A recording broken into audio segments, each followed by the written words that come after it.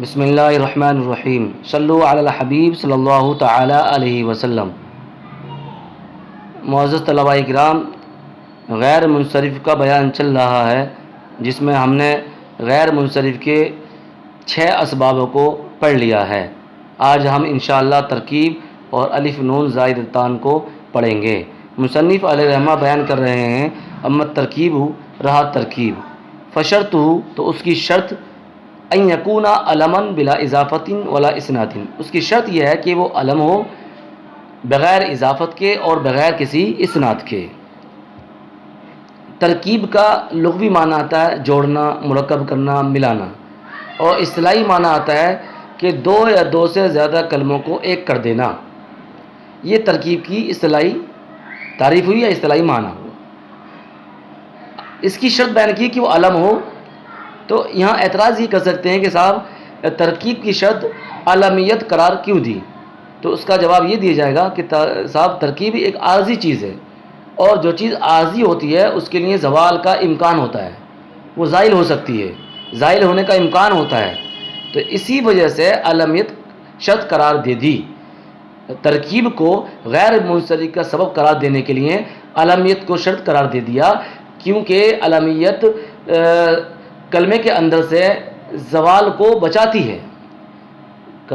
کلمے کے اندر سے جس کے زوال ہونے کا امکان ہوتا ہے، اس امکان کو دور کرتی ہے علمیت، اسی وجہ سے ترکیب کے لیے علمیت کو شرط قرار دیا۔ آگے بیان کیا بلا اضافت ولا اسناد، بغیر کسی اضافت کے، ولا اسناد، اور بغیر کسی اسناد کے، یعنی اس کی شرط 2 ہوئی، ایک تو علمیت اور دوسری شرط بلا اضافت ولا اسناد، یعنی ایک شرط ہوئی وجودی اور دوسری شرط ہوئی سلبی۔ سلبی یہ ہے کہ نہ اضافت ہو نہ اسناد ہو۔ اضافت کی قید اس لیے لگائی کہ صاحب اضافت یہ مضاف الیہ سے ہوتی ہے، اور اضافت میں جو مضاف ہوتا ہے تو اضافت یہ غیر منصرف کو خود منصرف کر دیتی ہے، یعنی جب غیر منصرف مضاف کی جگہ میں واقع ہوگا، مضاف کی جگہ میں واقع ہوگا، تو ایسی صورت میں اس کو یعنی اس غیر منصرف کو منصرف کے حکم میں کر دیتی ہے اضافت، اس لیے کیا لگائی بلا اضافت، بغیر کسی اضافت کے۔ کہا عمرت باحمدکم، میں تمہارے احمد کے پاس سے گزرتا ہوں۔ احمد یہ غیر منصرف تھا، لیکن احمد کی اضافت کر دی کم کی طرف، اور احمد کیا مضاف ہے، تو مضاف واقع ہونے کی وجہ سے، اور مضاف کہاں ہوتا ہے، یہ اضافت میں ہوتا ہے، تو آسان لفظوں میں یہ کہہ دوں کہ اضافت غیر منصرف کو منصرف کر دیتی ہے، اس وجہ سے بلا اضافت کی قید لگائی کہ اضافت نہ ہو، ولا اسناد، اور نہ اسناد ہو، کیونکہ اسناد یہ جملے میں ہوتی ہے، اور جملہ کیا ہوتا ہے، یہ مبنی ہوتا ہے، اور ہماری جو بحث چل رہی ہے وہ مورب سے چل رہی ہے، یعنی ہماری بحث کا جو تعلق ہے وہ مورب سے ہے، مبنیات سے نہیں ہے، اس لیے ولا اسناد کی قید لگا کر کے جو جملے ہوتے ہیں اور جملہ کسی کا نام رکھ دیا جاتا ہے تو ان جملوں کو نکال دیا۔ کبعلبک، جیسے کہ بعلبک۔ اب بعلبک میں ترکیب کیسے ہے؟ ایسا ہے کہ بعل اور بک یہ دو چیزوں سے مرکب ہے، اب دونوں کو ملا کر کے ایک شہر کا نام رکھ دیا، تو بعلبک ترکیب پائی گئی اور دوسرا علم پایا گیا، تو اس وجہ سے یہ غیر منصرف ہے۔ فعبداللہ منصرف، تو عبداللہ منصرف، تو عبداللہ کیا ہے، منصرف ہے۔ منصرف کیوں ہے؟ کیونکہ انہوں نے جو قید لگائی تھی کہ وہ علم ہو اور نہ اضافت ہو نہ اسناد ہو، تو اس میں اضافت پائی جا رہی ہے، کیونکہ اضافت غیر منصرف کو منصرف کر دیتی ہے۔ وہ معادی کا رب غیر منصرف، اور معادی کا رب تو ہے یہ غیر منصرف ہے، کیونکہ معادی و کرب یہ 2 اسموں کو ملا کر ایک نام رکھ دیا گیا ہے، تو یہ غیر منصرف ہوا، اس میں نہ اضافت ہے اور نہ اسناد ہے۔ وشابہ کرناہا مبنی، اور شابہ کرناہا یہ مبنی ہے، یعنی شابہ کرناہا اس کا معنی سفید ہوئے اس کے گیسو، تو ایک عورت تھی اس کے گیسو سفید پڑ گئے تھے، تو اس سفید ہونے کی وجہ سے اس عورت کا نام ہی شابہ کرناہا پڑ گیا۔ تو اب یہاں پر اعتراض یہ ہوا کہ شابہ کرناہا یہ غیر منصرف کیوں نہیں ہے؟ تو غیر منصرف اس لیے نہیں ہے کہ شابہ کرناہا یہ جملہ ہے، وہ الگ چیز ہے کہ اور ایک عورت کا نام پڑ گیا ہے، ایک جملہ ہے، اور جملہ کیا ہوتا ہے؟ مبنی ہوتا ہے. اور ہماری جو بحث ہے وہ معرب سے ہے، کیونکہ منصرف و غیر منصرف یہ معرب کی قسموں میں سے ہے، ہم مبنیات کی بحث نہیں پڑھ رہے ہیں. تو شابہ کرنا کا تعلق جو ہے وہ مبنی سے ہے، معرب سے نہیں ہے، اس لیے شابہ کرنا غیر منصرف نہیں ہو سکتا. اما الالف والنون الزائدتان، رہا الف اور نون زائدتان ان کانتا فی اسم، اگر یہ دونوں کے دونوں اسم میں ہوں، فشرط ہو تو اس کی شرط یہ ہے ان یکون علمن کہ وہ علم ہو.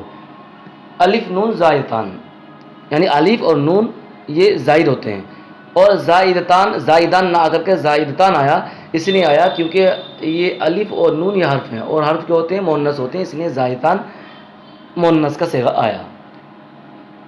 انکانتا فی اسم، اگر دونوں کے دونوں اسم میں ہوں. دوسرا ٹکڑا نیچے پڑھیں گے، انکانتا فی صفتن، یعنی اگر الف نون زائدتان اسم میں ہوں تو اس کی شرط کیا ہوگی، اور اگر یہ دونوں صفت میں ہوں تو اس کی شرط کیا ہوگی. پہلے سمجھ لیجئے، اگر یہ دونوں اسم میں ہوں گے تو اس کی شرط ہوگی علمیت کا ہونا، اور اگر یہ دونوں صفت میں ہوں تو اس کی شرط ہوگی کہ اس کی مؤنث فعلانۃ کے وزن پر نہ آئے. تو الف نون زائدتان یہ اسم میں پائے جائیں گے اور صفت میں پائے جائیں گے. صفت اسم میں پائے جائیں گے تو اس کو بیان کر رہے ہیں فشرطہ ان یکون علمن، اس کی شرط یہ ہے کہ وہ علم ہو. تو اسم میں اس کی شرط کیا ہے؟ علم ہونا، یعنی الف نون زائدتان اسم میں پائے جائیں گے تو اس کی شرط علم ہونا ہے. تو علم ہونا اس وجہ سے کہ الف نون زائدتان یہ کلمے کے آخر میں آتے ہیں اور زوال کی جگہ میں ہوتے ہیں، یعنی محل زوال میں واقع ہوتے ہیں. علمیت شرط قرار دی تاکہ علمیت اس کو زائل ہونے سے بچا لے، اسی وجہ سے علمیت کو شرط قرار دیا، الف نون زائدتان کو غیر منصرف کا سبب قرار دینے کے لیے. کا عمران و عثمان، تو عمران و عثمان میں الف نون زائدتان ہے اور دوسرا سبب علم ہے. دو سبب پائے گئے، ان دو سبب کی وجہ سے یہ غیر منصرف ہوگا. اب آگے بتا رہے ہیں فسعدان اسم نبت منصرف، تو سعدان جو ایک گھاس کا نام ہے یہ منصرف ہے. یعنی سعدان، اعتراض ہوا کہ سعدان کو بھی غیر منصرف ہونا چاہیے تھا کیونکہ اس میں بھی الف نون زائدتان ہے. تو اس کا جواب دیا کہ صاحب الف نون زائدتان تو ہے، مانتے ہیں، لیکن یہ اس میں علمیت نہیں پائی جا رہی ہے کیونکہ یہ اس میں جنس ہے، اور اس میں جنس میں قلیل و کثیر کا معنی پایا جاتا ہے، یعنی معجن معنی اس کے اندر نہیں پایا جاتا ہے، جبکہ علم کے اندر معجن معنی پایا جاتا ہے. تو سعدان ایک گھاس کا نام ہے، تو ایک گھاس کا نام ہے، اس وجہ سے کیا ہے؟ منصرف ہے. دوسری وجہ کیا ہے؟ لعدم العلمیت، یعنی علمیت نہ ہونے کی وجہ سے. ایسے کہہ جاتے ہیں کہ سعدان جو ایک گھاس کا نام ہے یہ منصرف ہے، اور منصرف کیوں ہے صاحب؟ تو آگے جواب دیا لعدم العلمیت، یہ علمیت نہ ہونے کی وجہ سے. اصل وجہ یہ بھی بیان کر سکتے ہیں کہ صاحب سعدان یہ اس میں جنس ہے جو علمیت کے منافی ہوتا ہے، کیونکہ علمیت جو ہوتی ہے وہ معین معنی پر دلالت کرتی ہے، اور اس میں جنس ہوتا ہے وہ قلیل و کثیر پر دلالت کرتا ہے، وہ معین معنی پر دلالت نہیں کرتا ہے. تو سعدان منصرف ہے، اس میں علت بیان کی ہے لعدم العلمیت، علمیت نہ پائی جانے کی وجہ سے، کیونکہ سعدان یہ علم نہیں ہے بلکہ ایک گھاس کا نام ہے.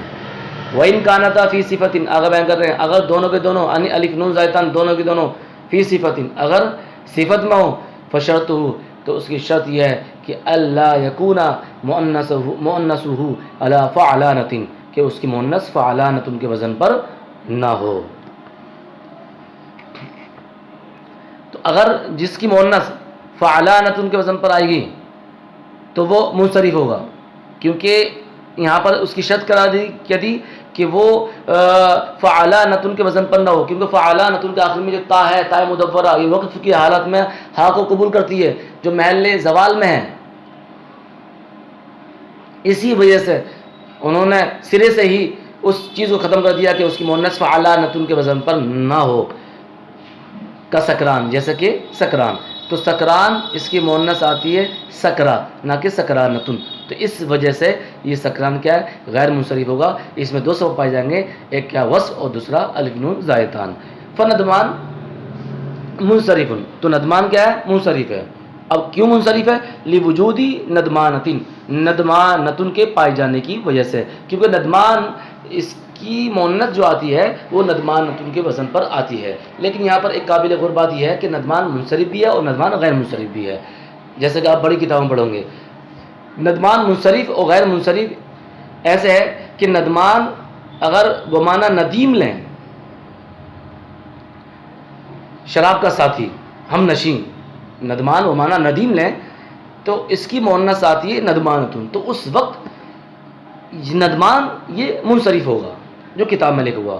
اور ندمان جب یہ وہ معنی نادم ہو، پشیمان کے معنی میں، شرمندہ ہونے کے معنی میں، تو اس وقت یہ غیر منصرف ہوگا، کیونکہ اس وقت اس کی جمع آتی ہے ندما،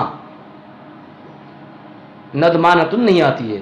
تو ندمانتن نہیں آتی ہے اس کی مؤنث، اس وجہ سے ندمان جبکہ بمعنی نادم ہو، نادم کے معنی میں ہو، تو اس وقت نادم کیا ہوگا، وہ ندمان کیا ہوگا، یہ غیر منصرف ہوگا. تو پتہ چلا ندمان منصرف بھی ہے، غیر منصرف بھی ہے. ندمان بمعنی ندیم ہو تو منصرف اور ندمان بمعنی نادم ہو تو غیر منصرف. کیونکہ ندمان بمعنی ندیم ہوتا ہے تو اس کی مؤنث آتی ہے ندمانتن جیسے کتاب میں ہے، اور ندمان بمعنی نادم ہو تو اس کی مؤنث آتی ہے ندما نہ کہ ندمانتن، تو اس وجہ سے یہ غیر منصرف ہوگا.